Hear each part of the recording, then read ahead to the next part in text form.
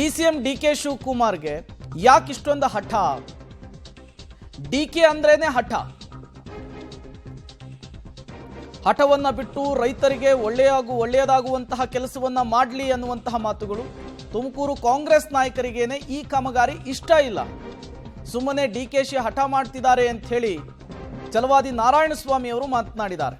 DCM DK ಶಿವಕುಮಾರ್ಗೆ ಯಾಕೆ ಇಷ್ಟೊಂದು ಹಠ ಅಂತ ಹೇಳಿ ಪ್ರಶ್ನೆ ಮಾಡಿದ್ದಾರೆ ವಿಧಾನ ಪರಿಷತ್ನ ವಿಪಕ್ಷ ನಾಯಕ ಛಲವಾದಿ ನಾರಾಯಣಸ್ವಾಮಿ ಅವರು. ಕಲುಷಿತ ನೀರಾಗಿ ಇವತ್ತು ಫ್ಯಾಕ್ಟರಿಗಳಿಂದ ಬಂದಿದ್ದು ಎಲ್ಲ ಹಾಳಾಗಿ ಈ ಪ್ರಾಂತ್ಯಕ್ಕೆ ನೀರು ಕೊಡ್ತಿದ್ದು ಇವತ್ತು ಆ ಪ್ರಾಂತ್ಯಕ್ಕೆ ನೀರು ಕೊಡದಂಥ ಪರಿಸ್ಥಿತಿ ಬಂದಿದೆ. ಇವತ್ತು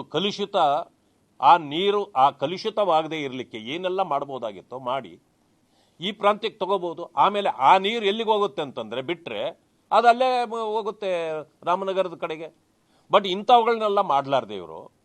ಸೊ ಅವ್ರಿಗೆ ಹೋಗ್ತಾ ಇದ್ದಿದ್ದ ನೀರನ್ನ ಮತ್ತೆ ನೀವು ಅಡಿಷನಲ್ ಆಗಿ ಈ ಕಡೆ ತಂದ್ರೆ ಅವ್ರಿಗೆ ತೊಂದರೆ ಆಗೇ ಆಗ್ತದೆ.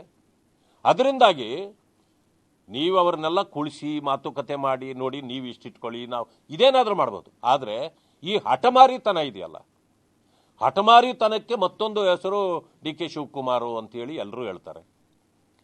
ಈ ಹಠ ಬಿಟ್ಟು ಜನರಿಗೆ ನ್ಯಾಯ ಕೊಡಬೇಕು ಅನ್ನೋ ದಾರಿಯಲ್ಲಿ ಹೋದ್ರೆ ಇದು ಛಲವಾದಿ ನಾರಾಯಣಸ್ವಾಮಿ ಅವರ ಮಾತು.